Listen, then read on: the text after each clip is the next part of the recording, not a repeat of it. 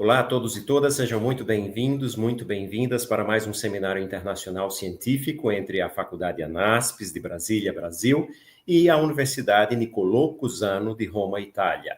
Para mais um seminário, hoje sobre a discussão da saúde, o enfrentamento à saúde durante a pandemia de COVID-19 na Península Itálica. Temos aqui conosco, como sempre, o professor Massimiliano Rosedo, da Universidade Niccolò Cusano, que, junto conosco, organiza esse ciclo de seminários. Passo a palavra para ele. Hoje vamos ter o seminário em língua inglesa, do professor De Rosa, e a gente vai ter as pausas para a tradução para o português enquanto isso. Greetings from Brasilia, from Brazil. I'm Jobson Salles. I'm very pleased to have you here, Professor Massimiliano Rosedo, my friend, our core manager of this role of seminars. Thank you so much. The floor is yours. Thank you, Jobson. Managers is a big word, just trying to give my contribution. However, I'm very happy to introduce you to my friend and colleague Roberto De Rosa, which is a professor in political science at the University Niccolò Cusano, whom I have known since the last millennium. We were PhD students together, and we shared many different experiences. So first of all, we worked together for a medieval library in the center of Italy, in a medieval abbey.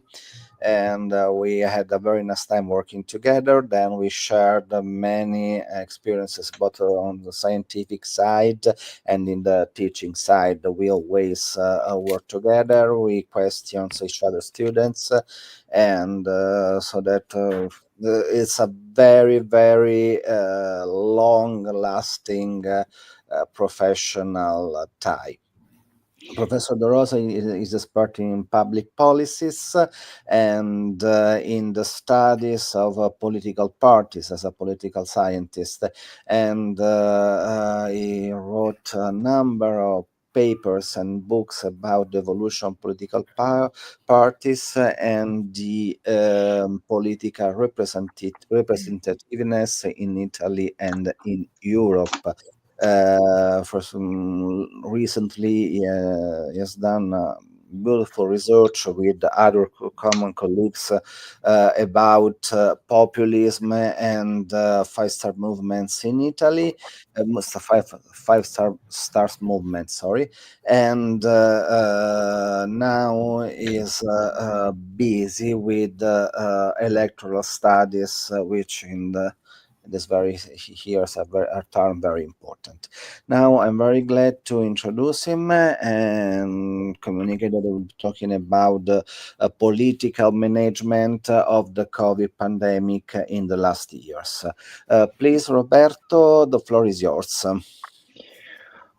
Thank you. I will thank you, everybody, to invite me. Of course, I'm very glad to be here. And today, my presentation is about the presentation that is entitled "Even Flow: The COVID Pandemic." The COVID the analysis of the Italian health policy cycle during the COVID-19 pandemic. Sorry. Okay. If I could be, I will be able to share the presentations with the. I don't know how. Okay. Okay. Okay. It's starting. Yes, the title. It's quite evident that I choose the wrong format for the title because it doesn't see so much. But we just can start with the introductions. What was the health policy in Italy during the pandemic? Well, maybe everybody knows that Italy was one of the first country in Europe to be hit by the pandemic in 2020, and that situations just fall on a context, a specific context. Before the pandemic, the Italian healthcare systems was already under a very, very important pressure.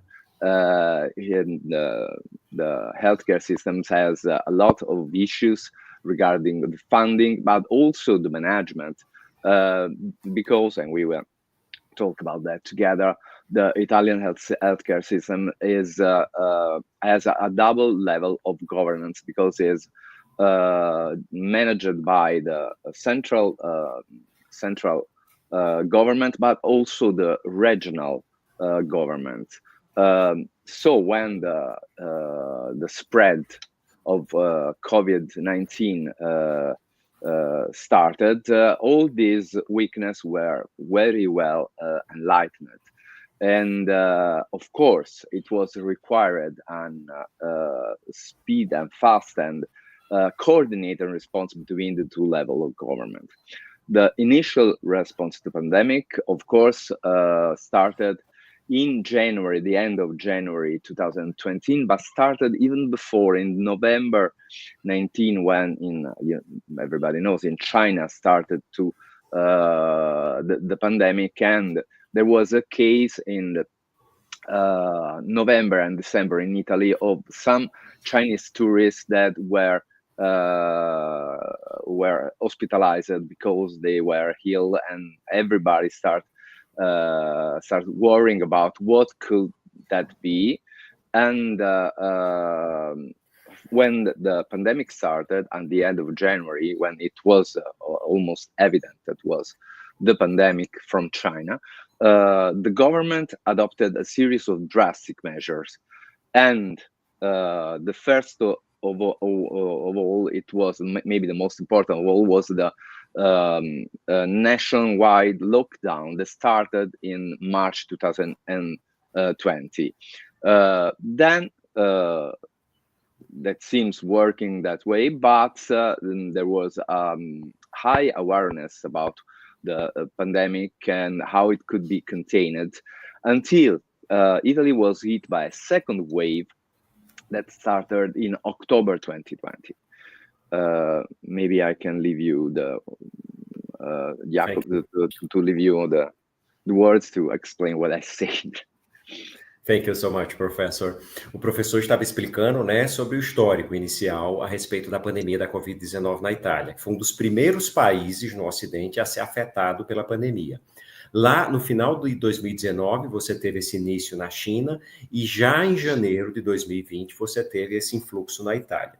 Ele explicava, então, como foi que foi coordenado a resposta de saúde na Itália, que tem um duplo sistema de gerenciamento de saúde, né? A coordenação do governo central federal, mais uma administração também regional. São 20 regiões na Itália. We have 20 regions. Yes. Regional governments. Okay. Yes, region. We call it regions.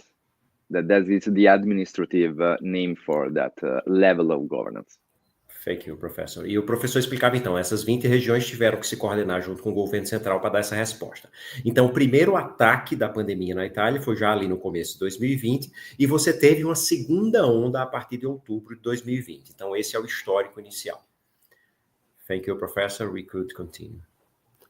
Okay, one of the things that I want to highlight that is very strictly related to what happened during the pandemic, it was the role that science data had in shaping public policy during the pandemic.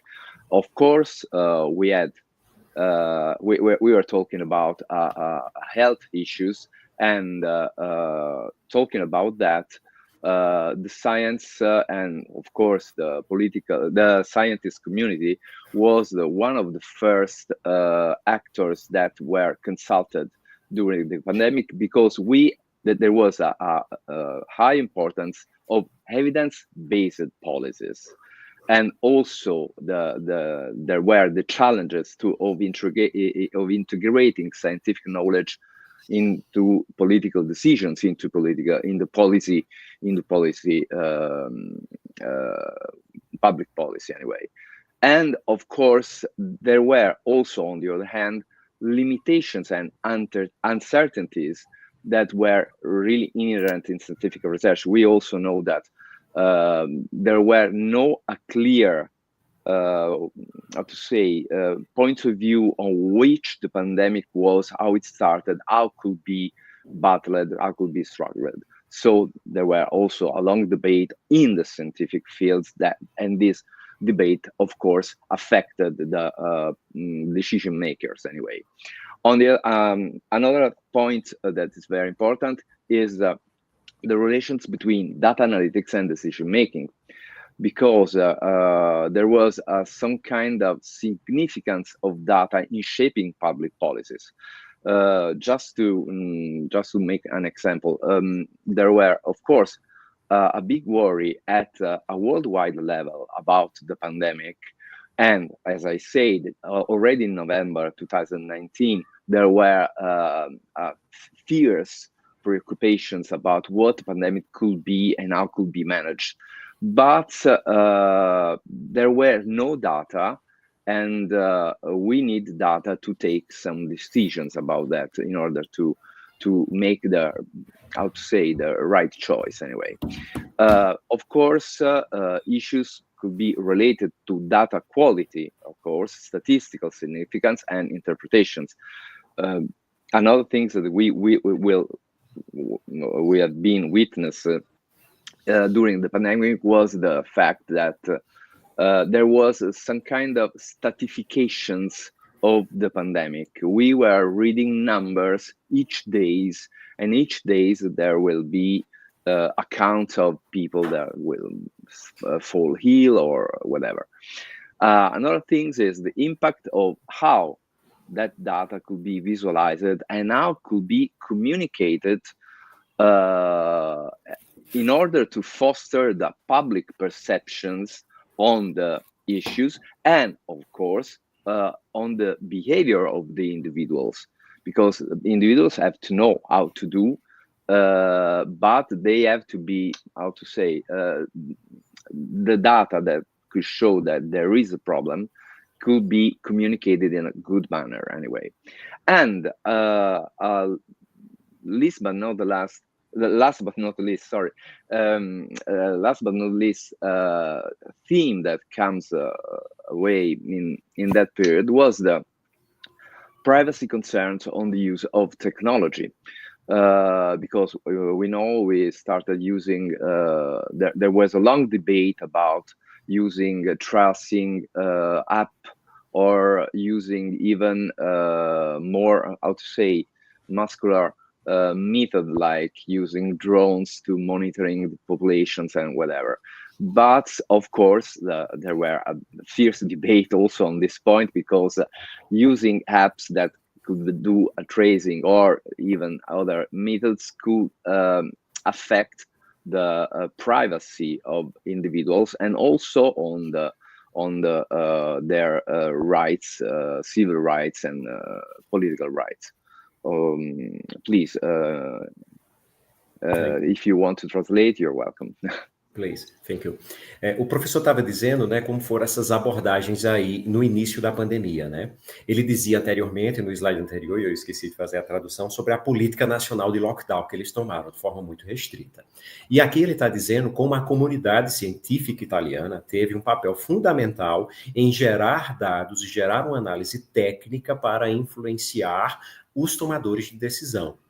E aí eu faço um comentário que foi muito diferente aqui em relação a como o governo central no Brasil, na época, encarou o problema.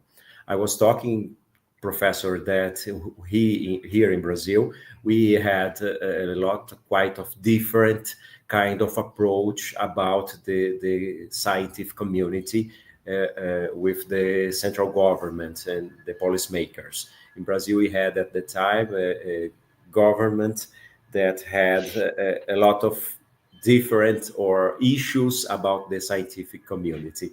And it was very different of what you are saying about Italy.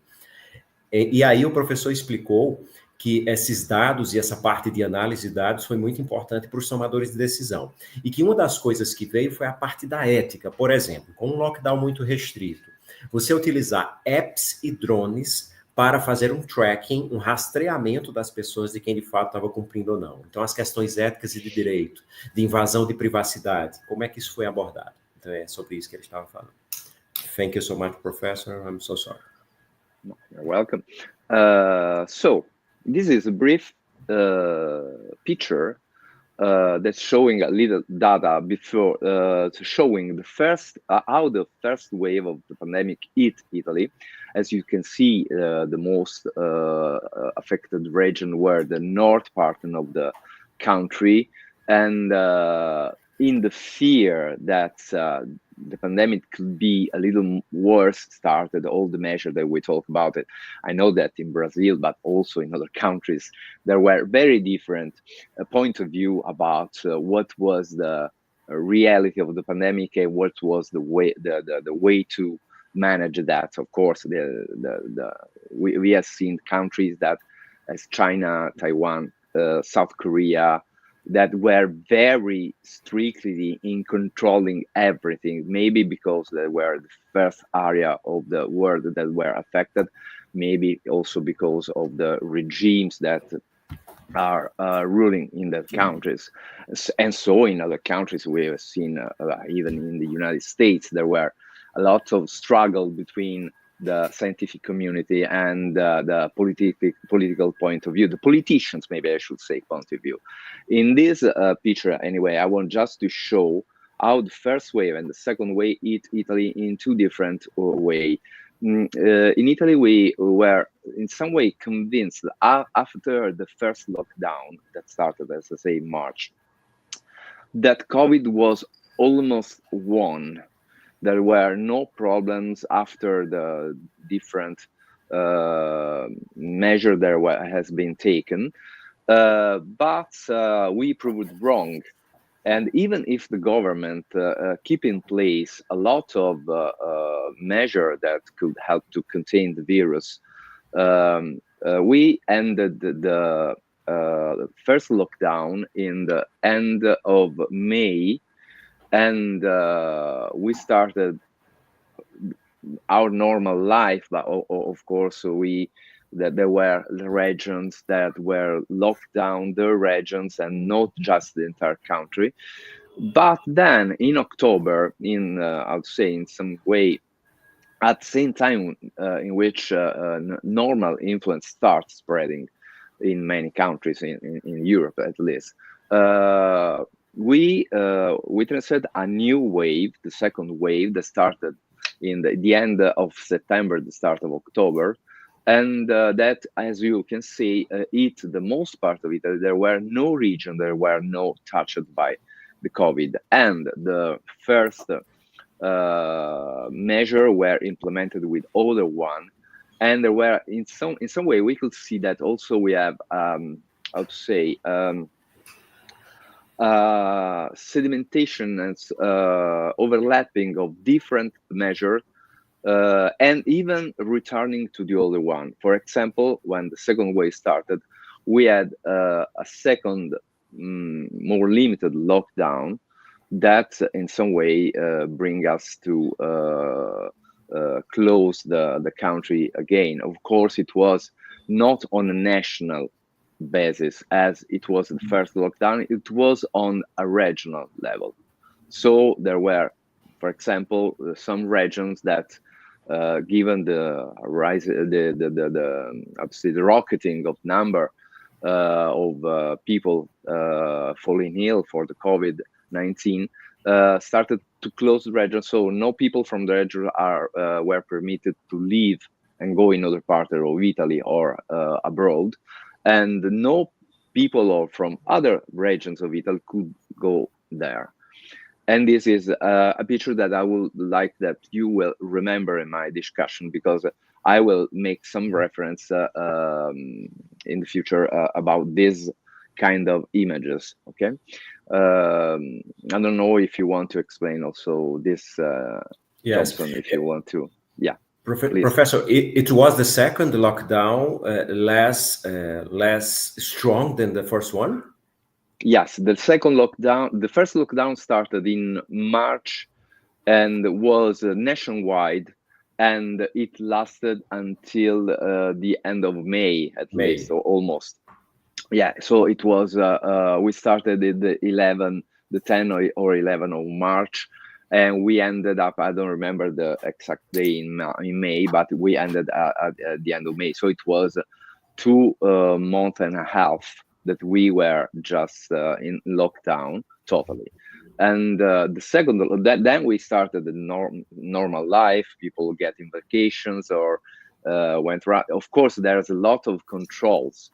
For example, if you want to go to seaside or whatever, you can just put yourself, but with a safe distance with other people that are with you there. And in many cases, you have to denounce yourself, your presence. You have to book your presence in that city, because you have to make know that the authority that you are moving here or that. And the second lockdown, it was softer, because of course it was spreading, and we had all the activity were mostly in smart working, so home working, and all the activity that consisted in relations with the public were just they just stopped to do anything. And yes, please. No, please. I'm sorry. And in the second lockdown, the regional governments took a role more important, right? Well, in the first one, the central government, and the regional government in the second one. Well, okay, I can say that I can talk about that, because so I will save some time for the future slide, because the regions were really important in the dialectic between the principal actors that were composing the policy network regarding the COVID-19 case, because there were, of course, the central government, but regions were the region government were very important, because in Italy the healthcare systems is in 2 levels. There's the central government that gives the general level of safe and healthcare, but each single region have to apply that norms in the way she prefers, considering what are the specificity of their territory. So in I don't know, for example, in Lombardia or in Veneto, in the north part of the country, you can see that there will be a more major attentions between certain aspects of the healthcare systems, and also a certain way to treat and to decide what kind of healthcare policy could be implemented in the regions. And in other regions of Italy, like Lazio or Campania or Sicily, they choose another way because they think it is the most important. So regions were really important, and they were also, how to say, an important element of the policy network, because sometimes, well, not sometimes, very often, the regional governor, they went in some way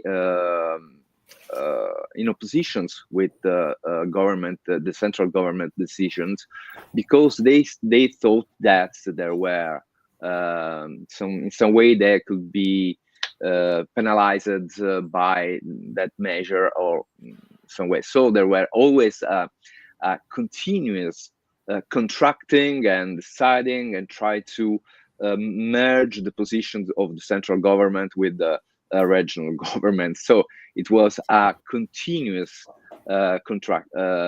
dialogue between the two governmental levels. Perfeito, professor. O professor estava dizendo aí, tá aí na tela a gente tem o mapa da Itália, né? Como vocês podem ver, a tradicional bota com as duas ilhas ali da Sicília embaixo, pertinho do biquinho da bota, e a Sardenha mais perto ali do corpo. E aí a gente nota ali é um mapa de calor, né? No norte da Itália, a parte ali da Lombardia, no primeiro gráfico à esquerda, você tem ali a quantidade de incidências, né? De casos de Covid na primeira onda da Covid entre fevereiro e maio.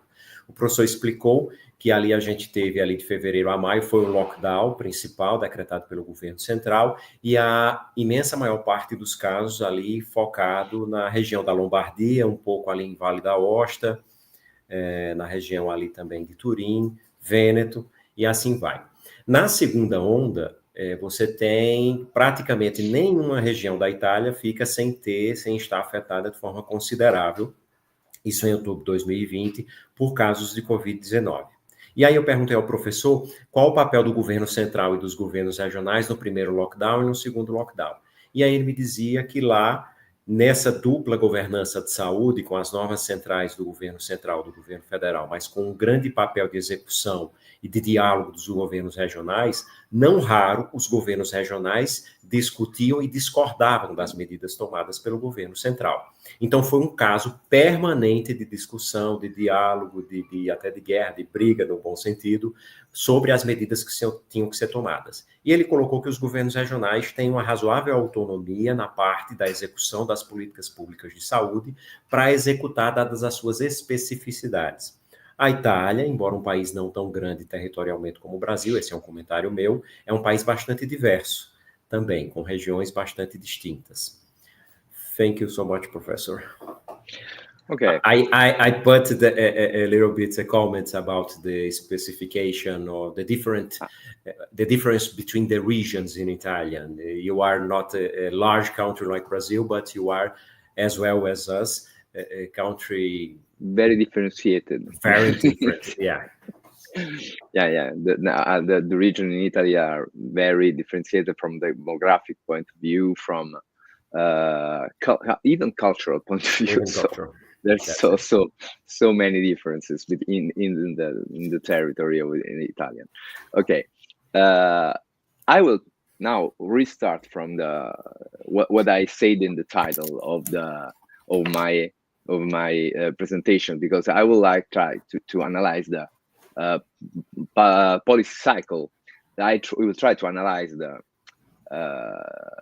how the policy in the case of COVID-19 were taken, analyzing the policy cycle. Of course, policy cycle could be seen like that. There were 5 different phases.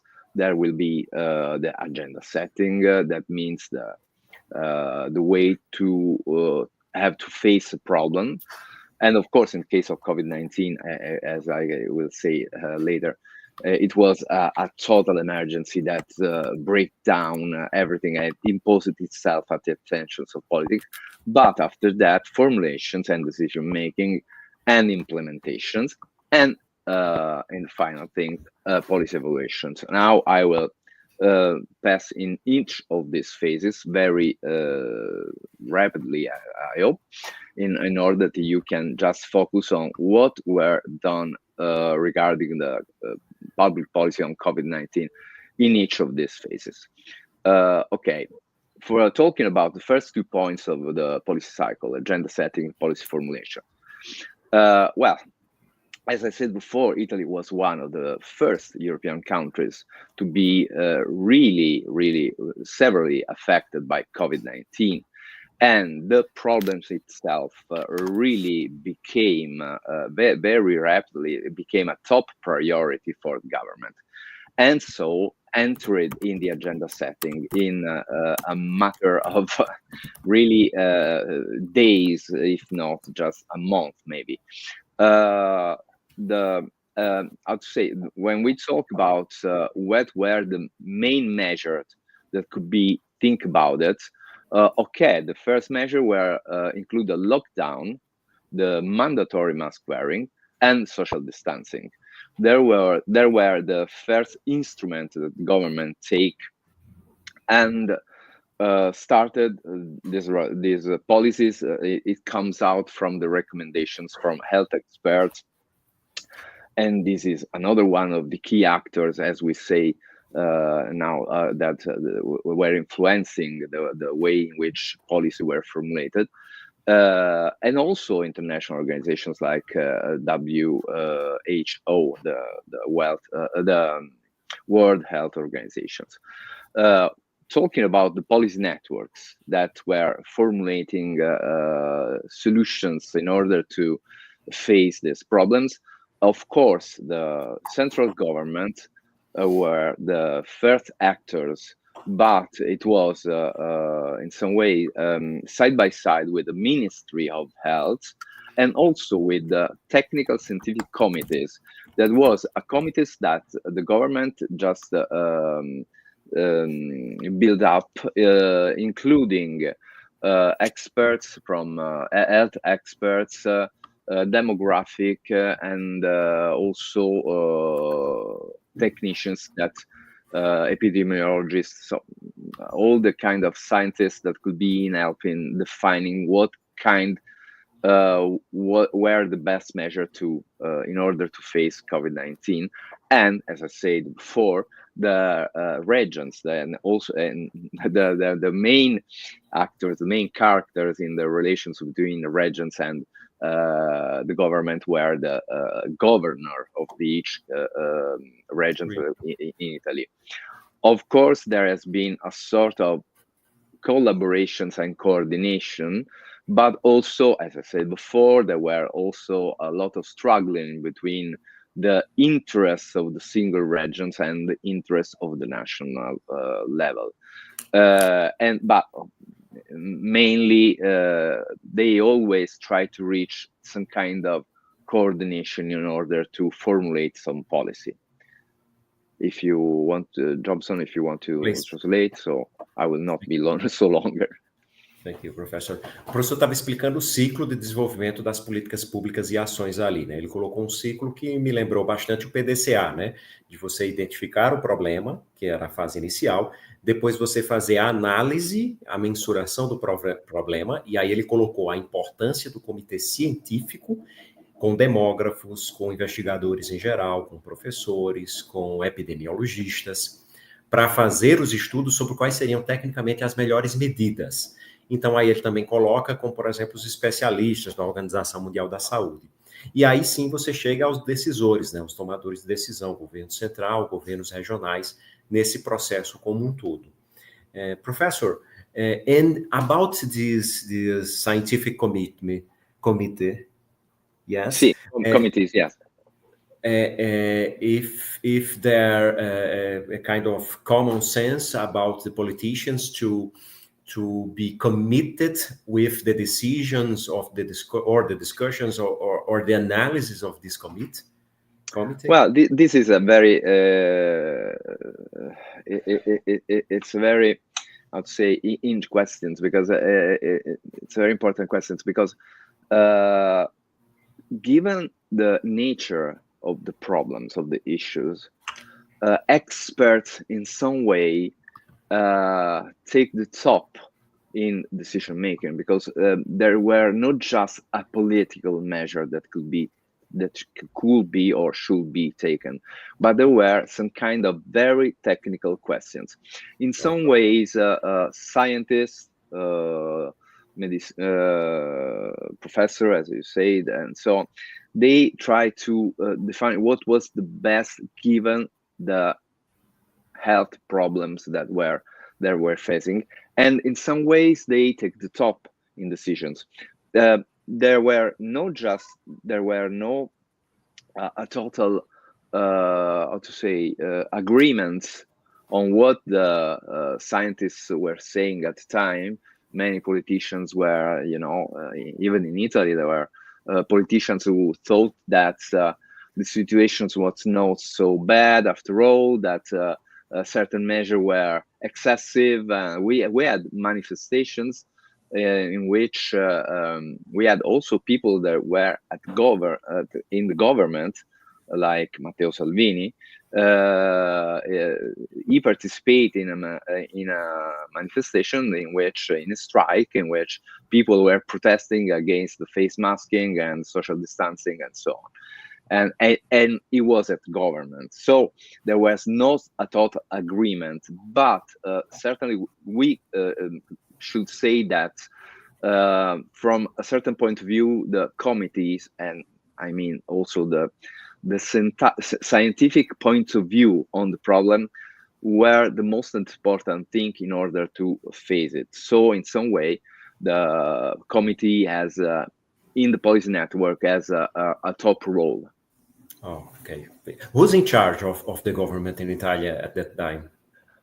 At the time in Italia, the government was held by the second Conte government. That means there were Conti. a majority. There were 5-star movements, the Democratic Party, PD, and oh my God, I forgot something for sure. But in some way, that was the second Conte government. Okay. Maybe you know that the first government, there were Conte with the so-called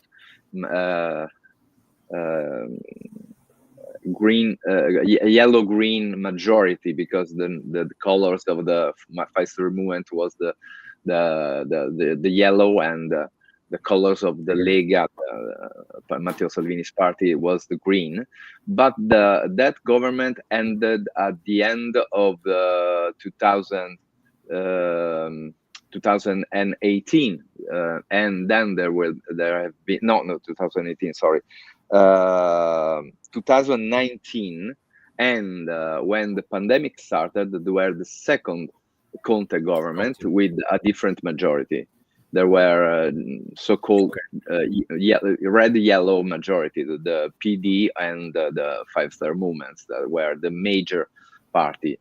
I am sure I'm forgotten somebody, but at the moment. Okay. And through whole the pandemic, it was Conte capo governo.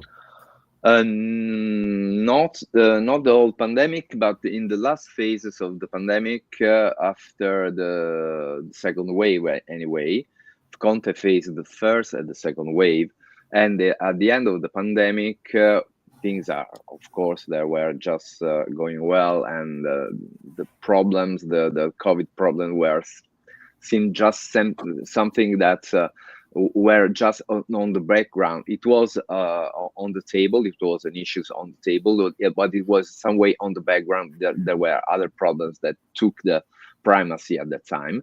But then Conte was substituted by Mario Draghi, and then I think that we ended the emergency with the first government Meloni. Ok, thank you. O professor estava dizendo aqui, né, explicando desse rol, e aí eu perguntei para ele quem era que estava no governo na época, né, que tocou essas medidas. Eu tinha perguntado também se as respostas do comitê científico, as respostas técnicas que esse comitê dava, se ela tinha um peso forte nos tomadores de decisão. E ele falou que sim, havia as discussões, haviam políticos, por exemplo, que discordavam das medidas, e ele citou um exemplo de um político proeminente na Itália, Matteo Salvini, que é de um partido chamado La Lega, Liga, e que antigamente era chamado La Lega Nord, e que antes defendia, inclusive, a independência do norte da Itália do resto do país. Entretanto, ele citou que essa pessoa, que já fazia parte do governo na época da pandemia, e que hoje é ministro, inclusive, do governo atual da primeira-ministra Meloni, ele estava fazendo parte de manifestações populares contra as máscaras. Então, o comitê tinha um papel importante, o comitê científico, e foi ouvido muitas vezes pelos tomadores de decisão, mas isso não quer dizer que numa democracia como a Itália você não tivesse as discordâncias de pessoas importantes na sociedade italiana. Então, foi isso que o professor colocou. E aí eu perguntei quem era o governo, quem era o chefe de governo, como o governo parlamentarista que são, e era o Conte, a segunda fase do governo Conte, que ele dizia que ali no finalzinho era tocado ali pelas siglas vermelha, rossa e gialla, assim, red and yellow, vermelha vermelha e amarela, que eram os símbolos partidários dos dois partidos principais de composição do governo. Thank you so much, Professor. You're welcome, always. And second element about the policy cycle. Okay, we got the third and the fourth phase of the policy cycle. We talk about policy adoptions, we mean the decision making, and then the implementation. well, briefly, decision making and were the first, I would say, the first thing that were adopted. It happened to be adopted during an emergency periods, and so there was emergency decree, the so-called decree of the president of the council of the ministers. So we're saying that the first measures were just taken by a decree decided by the president of the council, and that decree they do not have to pass through the parliament in order to be implemented. The reason was, of course, the idea to affect the emergency, in order to address the emergency that was critical, and so it was necessary that the decision-making process was really fast. From the point of view of the implementations, of course, we, as I said, Italy has decentralized healthcare systems. So regions are responsible for managing the health services on the territory. Of course, this poses a lot of challenges in the uniformity of implementations of the healthcare policy nationwide. So coordination between central government and regions were absolutely needed. As I said before, there were a lot of tensions and also a lot of disagreements over some of the measure. For example, the lockdown and the parameters that were needed in order to establish a lockdown in some regions or whatever. Many regions governments were, I'd say, they were complaining with the central government because the parameters were too strict, and so this make, of course, the implementations of the policy more complex regarding this. There's a little more to say about the styles of decision making, but I will let you translate this little part if you want. Thank you. O professor estava falando aí as medidas seguintes, né? E aí ele fala da quarta medida que vinha naquele fluxo que ele falou, que é, no caso, as tomadas de decisão, as medidas que vão ser tomadas. E uma das primeiras medidas era o chefe de governo, que no caso é o primeiro-ministro, sem passar pelo parlamento, ele ter esse poder de fazer a emissão de decretos com as medidas de governo que tinham que ser adotadas. Com essa força de lei. E aí ele fala que com esse duplo grau de gerenciamento de saúde, você tinha uma coordenação do governo nacional, mas a implementação das políticas, que é ali o ponto seguinte do slide, elas são feitas pelos governos regionais. E esse foi um momento em que houve ali as reclamações, ele utilizou a expressão em inglês ali para falar as preocupações e as reclamações dos governos regionais, muitos deles reclamando que as medidas eram muito restritivas, eram muito estritas, e assim foram construídas essas medidas, né? Essa dualidade de poder com as decisões do governo central e a tomada de medidas pela execução dos governos regionais. Please, Professor. Okay. Thank you.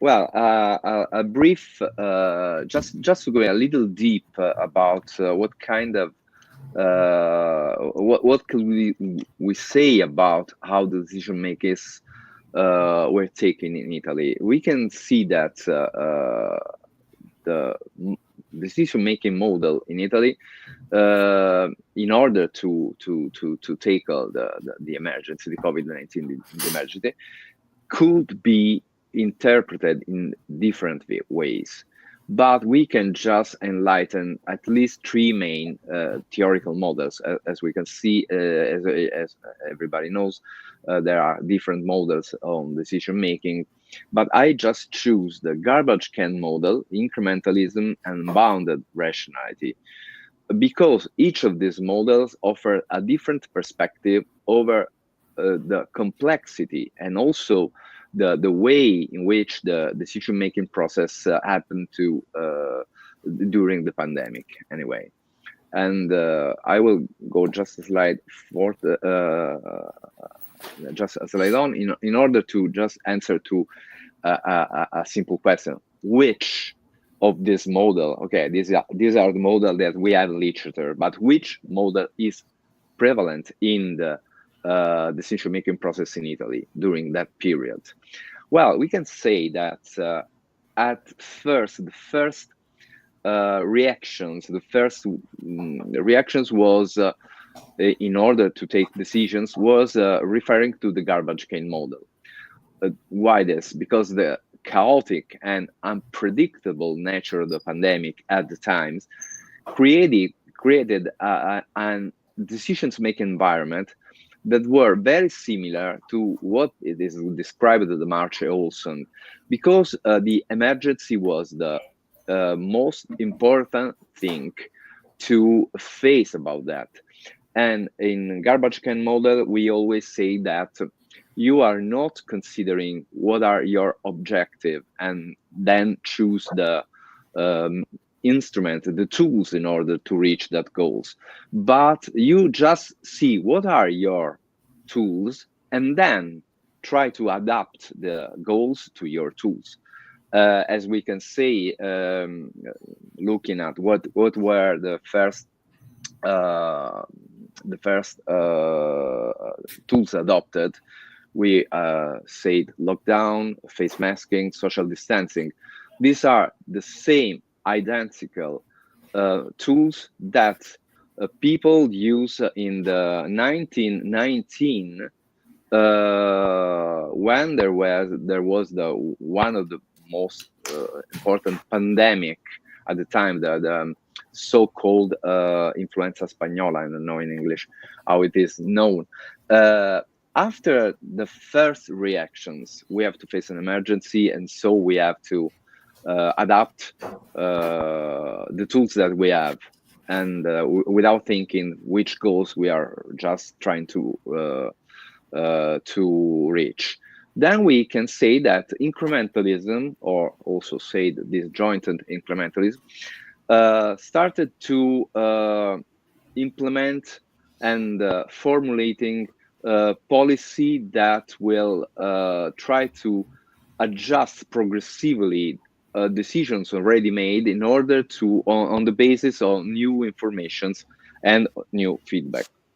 Then, and that happened mostly after the second wave of the pandemic, the so-called bounded rationality. Decisions were made within limits of available informations and, of course, institutional capacity. Summarizing, the analysis of decision-making in Italy during the pandemic could be understood if we think to a combination of all these models. Each of these models offer, in some ways, a useful point of view for interpreting different dimensions of what was the political response to the health emergency. Jobson, please, if you want to Professor, in which model was prevalent? The first one? Well, okay. We can see that in different phases. In different phases, we had in the first wave, the garbage can model was the first one. Okay. Was for sure the prevalent model. Going on with the pandemic, and also mostly in the second wave, the prevalent model was the bounded rationality. Okay. So we were a bit more trained in face the pandemic at the time. Okay. In the second wave, I mean. Yeah. O professor estava explicando aqui sobre os modelos, né, de abordagem que podem explicar um pouco dessa história de enfrentamento da Covid na Itália. Ele trouxe aqui 3 modelos e fez a pergunta no início do slide, né, qual é o modelo prevalente. O primeiro ali, que ele chama de Garbage Can Model, seria um modelo, literalmente na tradução, o modelo da lata de lixo, ou seja, um modelo mais caótico de resposta imediata com o que se tem, não adaptando as ferramentas aos goals, aos objetivos, mas o contrário, tentando adaptar os objetivos às ferramentas que se tinha. Foi a figura de linguagem metáfora que ele utilizou. Nesse modelo, ele foi prevalente no início da pandemia, né? E aí ele diz que se utilizou-se ali de modelos de pandemias prévias que se tinha tido, com efetividades ali com exercícios, com execuções como a máscara, como o distanciamento social e como o lockdown. Com o desenrolar dos meses naquele ano, você chega no segundo modelo, de disjoint and incrementalism, ou seja, de ir incrementando com a experimentação, com a análise de dados, com a visualização empírica do terreno, o que é que mais poderia ser feito. E por fim, e aí ele fala que já depois da segunda onda, esse foi o modelo prevalente, foi o bounded rationality, ou seja, decisões ali realmente tomadas no limite da disponibilidade de tudo que você tinha da institucionalidade, das capacidades institucionais italianas. Um modelo, então, ali que representaria uma evolução a respeito dos dois primeiros, e esse terceiro modelo que foi mais prevalente a partir da segunda fase, da segunda onda da pandemia, depois de outubro de 2020. Thank you, Professor. Thank you to you. And last phase of the policy cycle is evaluation, policy evaluations. And policy evaluations, of course, it's the phase that have to answer to many questions. One of that is what have we learned from what we have done? Have we faced the problems? Have we solved in some way the problems? How can just improve what we are doing, and etc., etc. Talking about that case of COVID-19 in Italy, we can see that the policy that were adopted were constantly monitored and evaluated to epidemiological data. And that means that everything that was done were measured in order to people that fell ill, how many, how it was growing, the number of infected and whatever. So we could just monitoring what we were doing at the time, just using that data, because the most important thing it was that the pandemic were not spreading. So when the pandemic was spreading out, the measure they have to consider if the regions or part of Italy should have done something more, and etc., etc. Measuring data through measuring data allowed the adaptations of the measure that was always based on the evolving of health situations. What were the outcomes that were achieved by that policy? Well, as I said before, we experienced in Italy different waves of infections with different peaks during 2020, when started the first lockdown in March, February, March, and April of 2020, and then the second wave that started at the end of October in 2020, and it continued until 2021. We were the second lockdown. We were I remember it was the Christmas in Italy when there was the second lockdown, and so the outcomes of the different health policies that were adopted had very impact. Also because the regions were implementing them in different measure, and the other impacts are also depending on different sectors, society. There is no time to talk about it here, but of course there's also a demographic and social relating issues affecting the spreading of the pandemic, because more informed people, more educated, scholarized people, and so on could have more way to manage and apply the measure that were being taken. in other sectors were not so easy. But also when we talk about sector society, well, if we think to the healthcare system workers, medics or nurse, of course, they were naturally more exposed to the pandemic than other one, and in that case were taken also measure about that. But of course, we have to consider the different impact also in that sectors. What were the institutional learning that we could just took from this experience?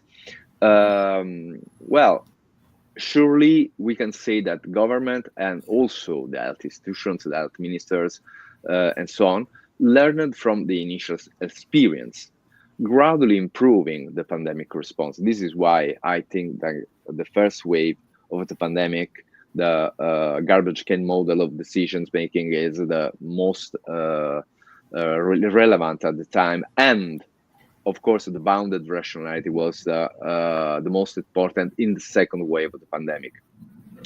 Of course, this institutional learning was essential for I'd say treat and addressing the different wave of infections that we had also in 2021 anyway.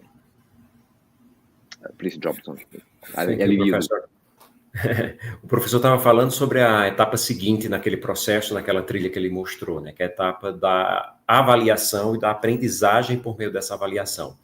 Então, ele falava aqui, por exemplo, que com os dados que você foi obtendo em relação à situação da pandemia nas regiões, esse monitoramento, você teve a possibilidade de melhorar os resultados obtidos no que diz respeito às infecções e às taxas de morte, com base nesse aprendizado dos dados, o que veio aqui dessa política, né, de avaliação e de aprendizado.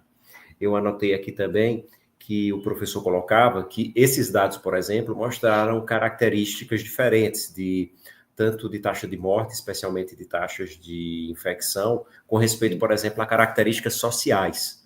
Ou seja, pessoas mais educadas, pessoas de estratos sociais mais altos, tinham mais possibilidades, por exemplo, de adotar de forma mais rígida as medidas de saúde impostas, enquanto que as classes ali menos favorecidas tinham menos opções, menos possibilidades, menos meios de atingir de cumprir de forma mais estrita tais medidas. E isso foi determinante ali para determinar, por exemplo, os tipos de política diferenciadas, as medidas mais diferenciadas.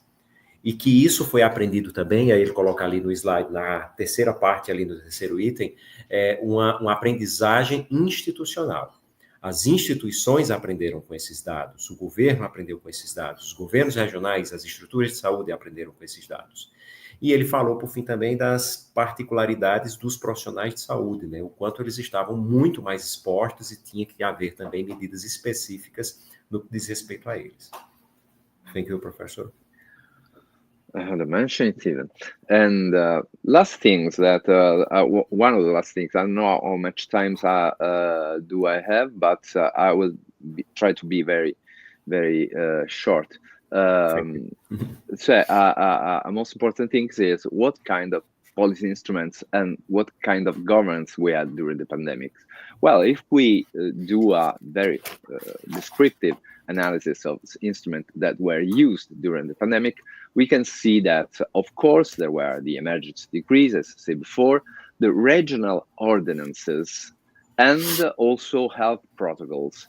There were a variety of instruments that reflects also the complexity of managing the emergency. As I said before, there were two different healthcare level to healthcare managing level between regions, and so the decrees from the president of the council of the minister and ordinances made by the governor of the different regions were the main instrument that has been used. What kind of also instruments has to be taken? Of course, health measure. As we said before, we are talking about the lockdown, face masking, social distances, okay. But also the normal health measure, there were also implemented a lot of economic policies in order to support businesses and workers that were affected by the pandemic. As I just mentioned very briefly before, there were a lot of working sector that of course were related to, I don't know, public,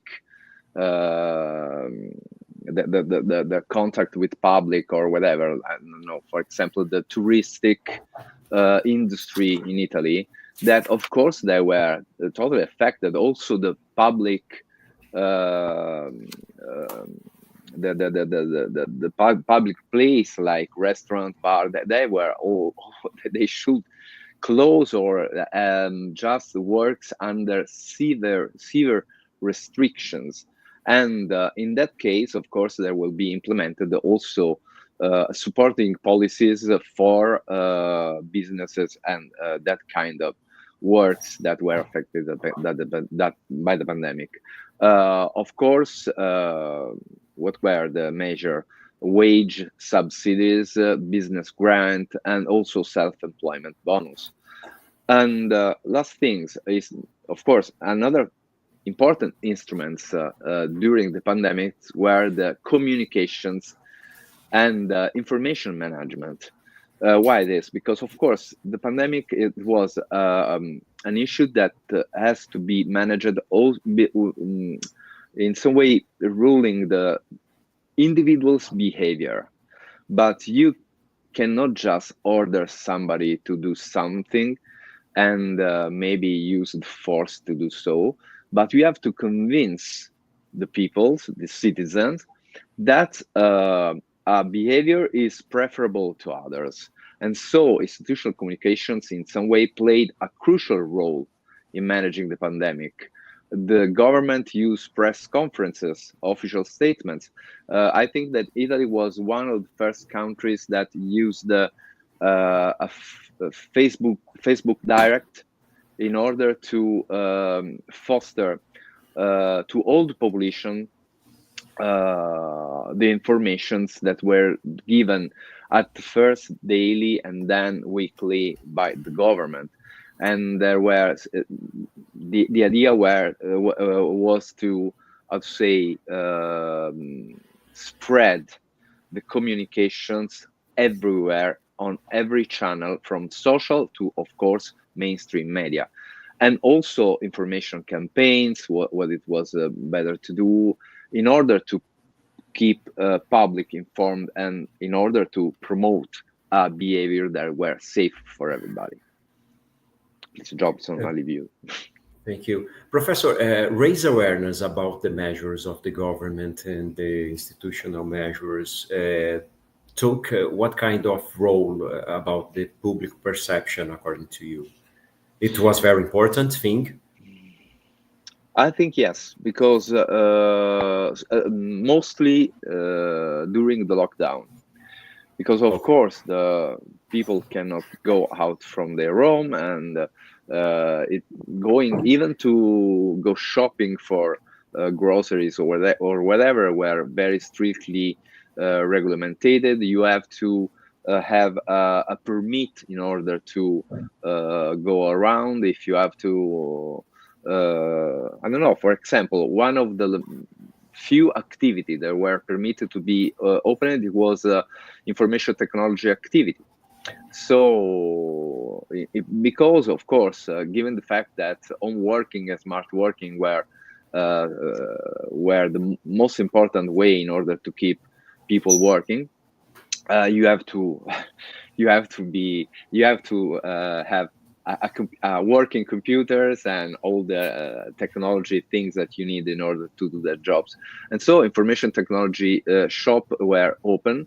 But even if you want to go out from your home, because you have to buy some technology set, I don't know, you have to print a permit, and you have to show that if somebody, of course, the police, for example, if somebody will stop you in order to control why you were just going around. Information, it was one of the how to say, one of More the important appointment. Yes, one of the appointment in which individuals, the citizens, were relaying, because there were always some kind of information that could be also very important for the people that have no contact with each other. Of course, no direct contact, because telephones or internet it was working, so we can just talk with each other, but there is no how to call it, that there is no social knowledge about what was happening. So the communication was very important about that. And also because people were just, as I said, at home, and they need to know what do I have to do in order, if the situations were growing worse, or if the situations were going better. And they need to know also what was important for mask and each topic that were at the moment. And do the people in Italy in general trust in the government statements? This is nice questions, and not an easy one to answer, but generally speaking, I should say yes, because there were, I think that people could see the commitment of the government, could maybe not agree on each thing they were saying, but there were in some way trust. This is not how to say, this is not new, because we can just say that it's widely known that in time of emergency, citizens, people try to compact themselves with the ruling class, with the government. So at the moment, Conte and his government, they really had they really were trusted by the majority, at least, of Italians. Of course, when the emergency just ended, a lot of complaint and critics were spreading. But at the moment, there were a sense of the needs, a sense of a needs of unity that many Italians felt. Pretty good. O professor estava explicando, meus caros, minhas caras, sobre as políticas, os instrumentos que foram utilizados nessa política de combate. Aí, ao final, eu fiz 2 perguntas, já vou explicar o que foi. Ele disse sobre os instrumentos, né, que foram utilizados. Então, ali no primeiro ponto do slide, ele coloca os decretos do governo central, as ações também, as ordenanças, como ele chama ali, ou seja, atos normativos dos governos estaduais, protocolos de saúde, e aí com a dupla gestão você tem as decisões normativas gerais nacionais e também as especificidades regionais tomadas pelos governos, que é quem de fato executa as políticas de saúde. Então, todos esses instrumentos foram utilizados. Em segundo ponto ali do slide, ele coloca, agora, que instrumentos não da área de saúde diretamente, mas os instrumentos econômicos. Porque como a Itália utilizou um lockdown já no início, na primeira onda, um lockdown muito restritivo, ele citava o exemplo. No lockdown, você tinha que ter permissão impressa para sair na rua, para apresentar para a polícia. Ou do contrário, você era multado ou, quem sabe, até preso. E aí ele dizia, uma das poucas profissões, um dos poucos tipos de negócios que poderiam estar abertos durante a pandemia eram os negócios de TI, de tecnologia da informação. Porque para que permitisse que as pessoas trabalhassem de casa, os profissionais de TI podiam sair, podiam ter seus negócios abertos. Mas mesmo assim, para você comprar algum equipamento de TI ou substituir algo, você tinha que ter uma permissão impressa para sair na rua. Então ele cita que esse ambiente necessitava de outros tipos de instrumentos que não são os instrumentos de saúde. E aí ele coloca o segundo ponto do slide, os instrumentos e as políticas de apoio econômico. Então ele coloca, por exemplo, que você teve políticas de apoio aos negócios e aos trabalhadores afetados pela pandemia, como, por exemplo, medidas de subsídio salarial para os empregados, concessões para os negócios, concessões tributárias, uma série de outras, e também medidas de bônus pecuniário para os autônomos, para o self-employment, os autônomos ou os contribuintes individuais, como chamamos no Brasil. E, por fim, ele adicionou algo que eu achei super interessante. como o governo italiano se comunicou, utilizou de um gerenciamento de informações junto à sociedade. Foi aí que eu fiz as duas perguntas. Ele disse que havia conferências de imprensa constantes, declarações do governo, uma série de modelos de comunicação, e ele coloca, inclusive, que o governo italiano, talvez, na visão dele, tenha sido um dos primeiros, se não o primeiro do mundo, a fazer declarações e lives diretas no Facebook para comunicar os dados, os enfrentamentos, as medidas, as taxas, as pesquisas e tudo mais. E aí eu perguntei, você acha que isso tomou um papel central nessa política de enfrentamento? Ele disse que acha que sim. Que não houve, óbvio, uma unanimidade na população, mas que houve um senso de unidade. As pessoas tinham algo contra o que lutar e se uniram. E aí a pergunta seguinte que eu fiz foi, as pessoas na Itália, a população, geralmente acredita nas declarações governamentais dos governantes? E ele disse que era uma boa pergunta, não tão fácil de responder, mas que nesse caso específico não houve unanimidade, mas sim, as pessoas viam o esforço do governo Conte, o comprometimento dele com essas medidas em fazer, e as pessoas se uniram. Disse que ao final do governo houve inúmeras críticas sobre uma série de pontos, mas naquele momento essa parte de comunicação foi fundamental e gerou um senso de unidade. Thank you, Professor.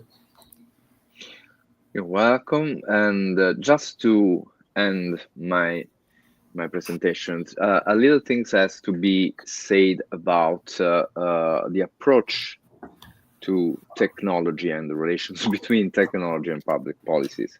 Well, there has been a real problems related to the technology in Italy and the implementation through politics, because from many points, of course, Italy is not South Korea or China or Taiwan, or I'm naming countries that were how to say the spearhead of the use of technology in controlling the pandemic. In Italy, there were strong reluctance due to privacy concerns, and also anti-technological biases. The people in Italy do not believe that technology is a thing that could really help sometimes. But also there's another thing that I didn't put out on my presentations, the digital divide that is quite strong also in Italy, due to not just age-related factors, but even from different scholarizations and so on. Other points in the challenges, the delay and limitations in implementing contact tracing apps like Immuni. Immuni was an app that was able just to say if you has been in contact with somebody who was potentially infected. So it's way to that. There's a saying in Italy that is I don't know English. What is the correspondent? But it's chiudere la stalla quando i buoi sono scappati. I don't know if even if in Brazil there's something like that. And I'm sorry, Professor, chiudere la stalla dopo che i buoi sono scappati. Okay. That means that you are try to do something when there is nothing more to do. And it's like that. Immuni was an app that was not so able to prevent you to enter in contact with somebody who was infected, but it was an app that just was saying if you have already been in contact with somebody. So basically, it was not so useful. And of course, given the biases that, as I said before, there's some kind of dependence from traditional methods over technological solutions. So police control, even the drones that I mentioned before, were used by some of the local policy forces in order to see if somebody was just outside in some way that were very, not so useful. On the other hand, when we talk about the communication issues and the data management issues. We had the problems, but it's not just Italy. We could say that many, just to limit our analysis to Europe, many countries had problems with data collections and statistical significance. For example, when we talk about the COVID, the death by COVID, how they were measured. Now we know that in Italy were measured in a way, in France were measured in another way, and in Germany and so on. So the number are not so, how to call it, they are not so, it's not so easy to compare them. Yes, because we are talking about different kind of data. And on the other hand, there were very often inconsistent communications that in the first phase of the pandemic, but also in the second wave, lead to a public confusions. In the end of May, when the first lockdown just ended up, there were a lot of communications that seems to say that the pandemic was just ended. There were no problems at all. There were no danger at all. But it was not so, and we have seen how it ended with the second wave. Another thing to put out is the role of media and information disseminations, but that will open another part of analysis that is more from the, I would say, the relationships between political systems and media system in Italy, that, as we know from the literature, is a peculiar one. And so there is a certain point also from this kind of communications, because in the mainstream media, sometimes there were a lot of confrontations between different point of view on the pandemic, and no clear statement on which was the way to approach the pandemic and the correct way to behave. And last but not least, of course, the institutional but also cultural factor, because there were legal and political constraints that were hindering technological adoptions. There were a strong cultural skepticism toward technologies that affected policy decisions, and also a lack of coordination of public policy integrating science and technology. If I can just go a slide on what we have learned and what are the future directions. So, of course, I put out a few points. I will not talk about that because these are just in some way what we, how to call it, a way to put science, but I will not say just science. Maybe we'll just say just competence, the professional competence on some problems that could be useful in formulating and implementing public policies. Nowadays, it is almost impossible not to think a way to integrate technology into governance. And of course, it is important of investing in digital infrastructures and technological advancement in order to ensure national sovereignty over data and digital identities. Now, identities, digital data and digital identities are in the, I would say, at the disposal of private industry. We are giving our data to social media, for example, and it's a private enterprise that owns that data. And how can the how can the government know that data if in some way they will maybe need that data? And that's all. I will just go to conclusion. I know you have a lot to explain, but at least I'm not fixing each point.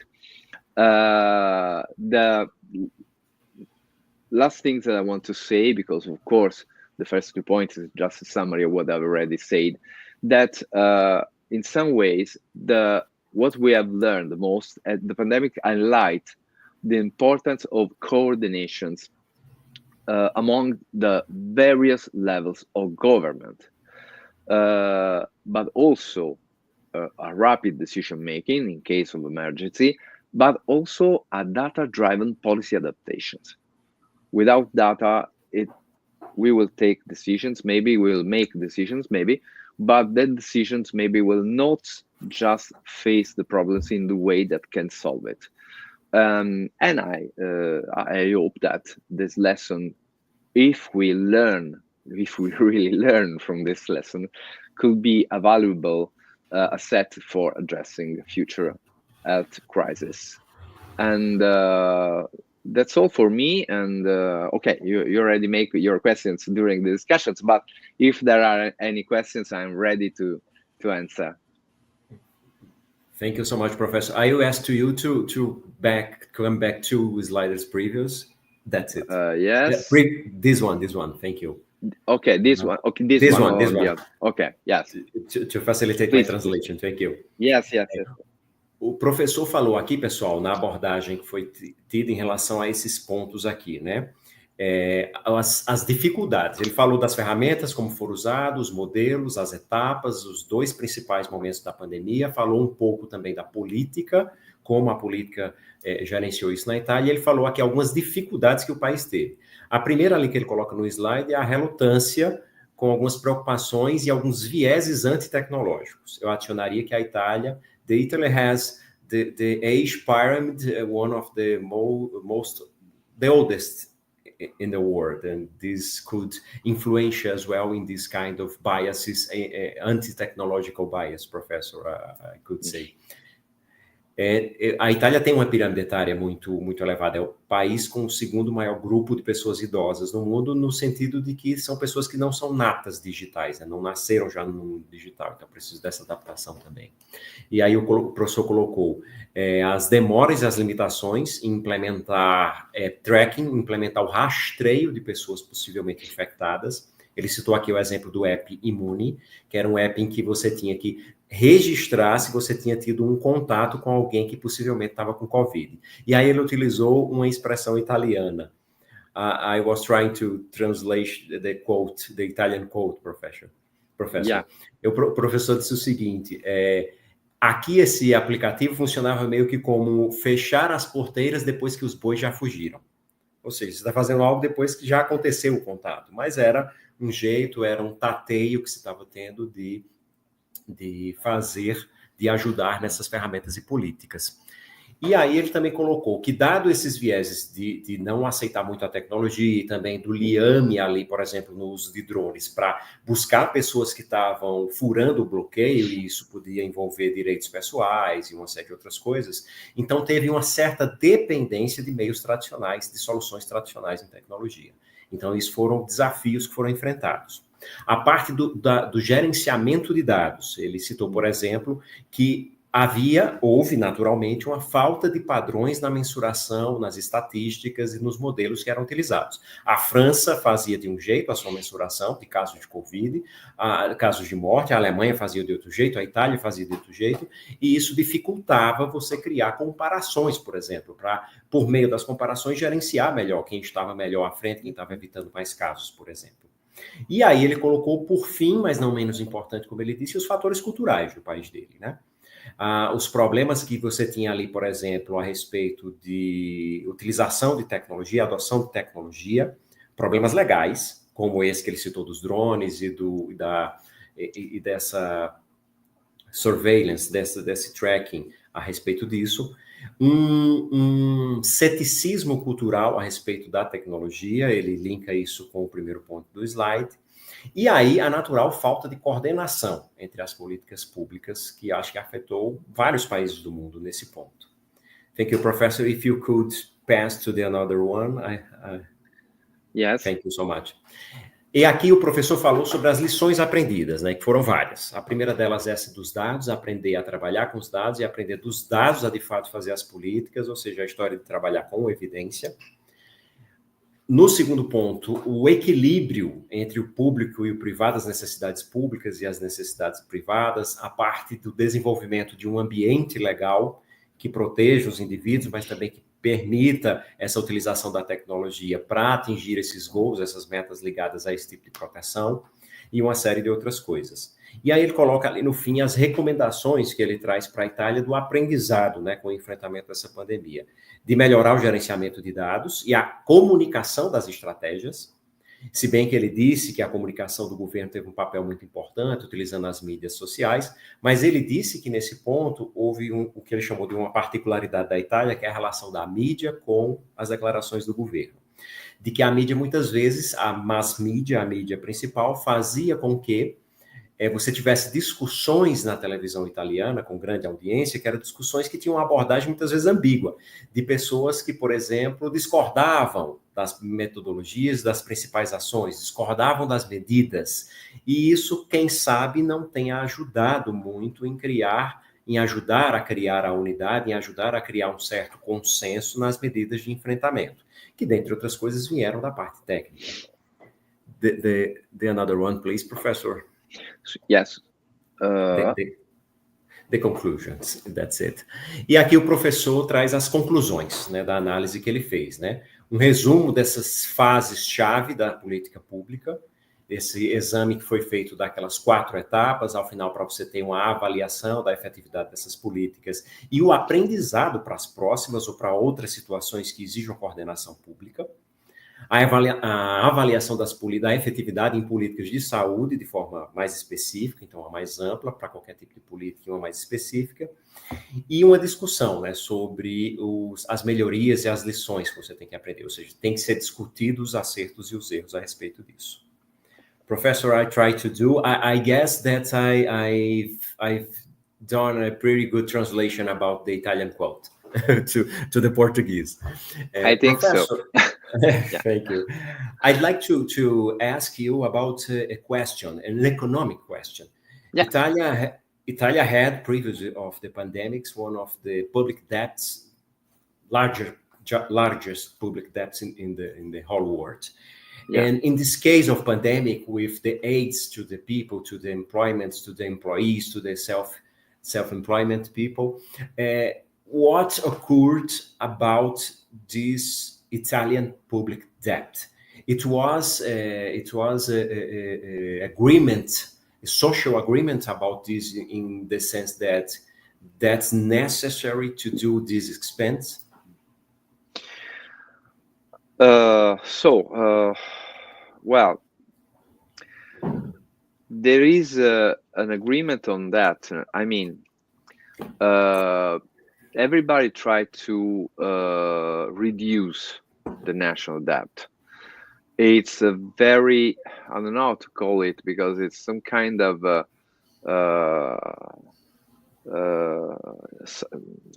cyclopic, gigantic enterprise, because it's very difficult to reduce it.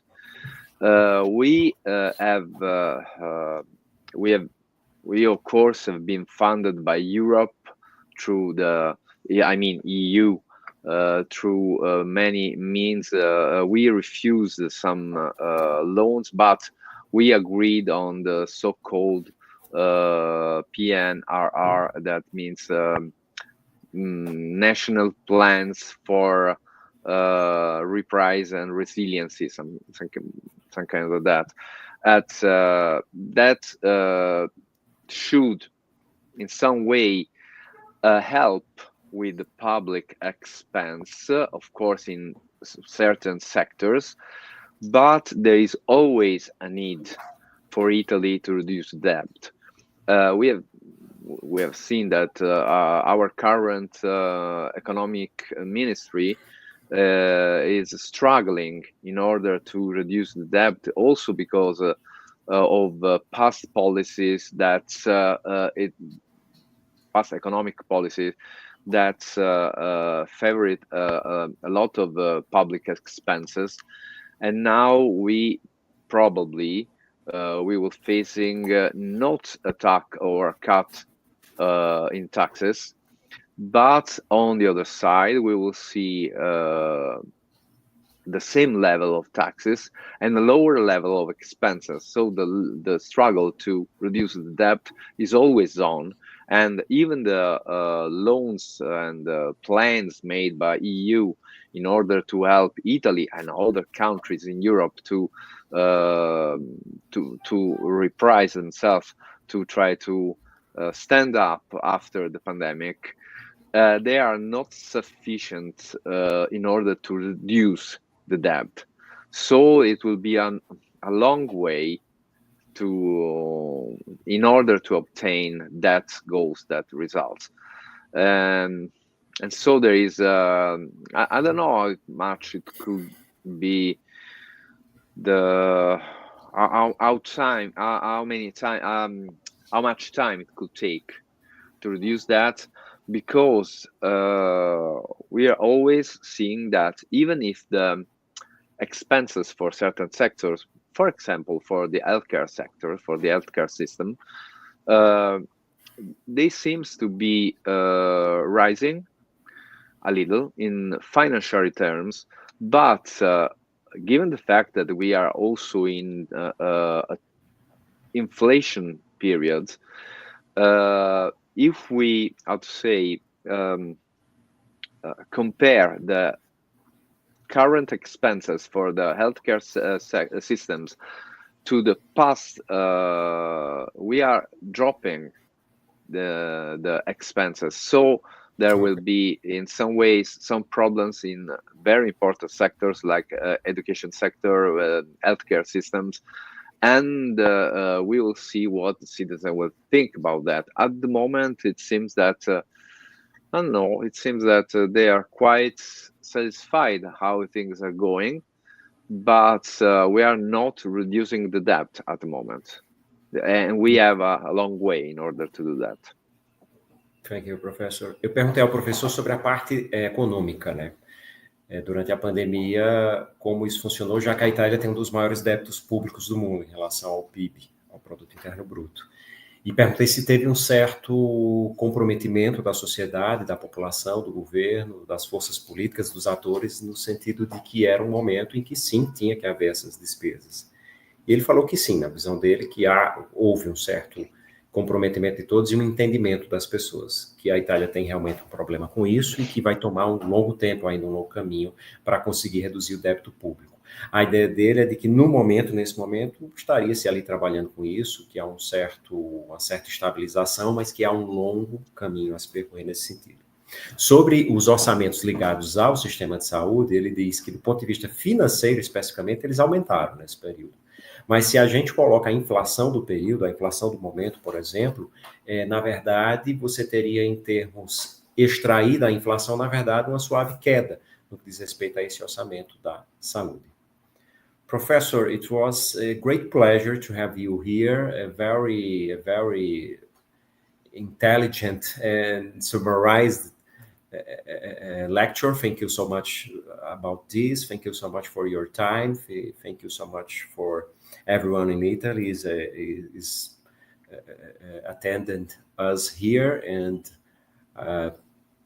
a great pleasure to have you. Thank you so much. I'd like to give you the last opportunity to say your last words about what you want to talk about.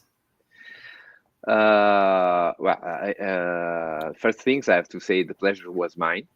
I was really happy to be here and to talk about that, and thank you for your attention anyway. And for the future, I don't know, my interests are going to of course I'm working on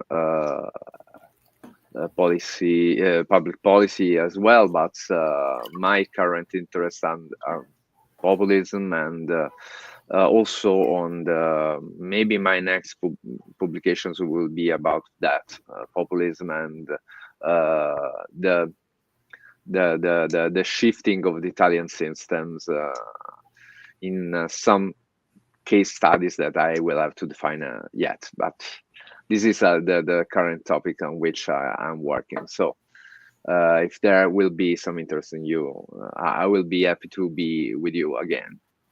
Of course there is. Thank you so much. Congratulations, Professor. Arrivederci. Grazie, arrivederci allora. Thank you. Prego. Bye bye. Bye, bye. Agradeço a todos aqui que participaram desde o Brasil, todos os nossos alunos, professores, comunidade acadêmica, pessoas da sociedade civil e a todos que estão conosco.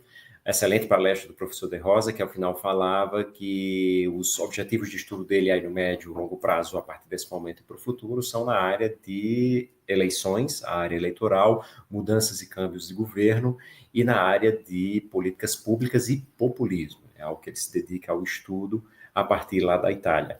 Obrigado por estarem conosco, mais um seminário científico entre Brasil e Itália, Faculdade Anasps e Universidade Niccolò, Cusano de Roma, Itália, e até a próxima. Fiquem conosco.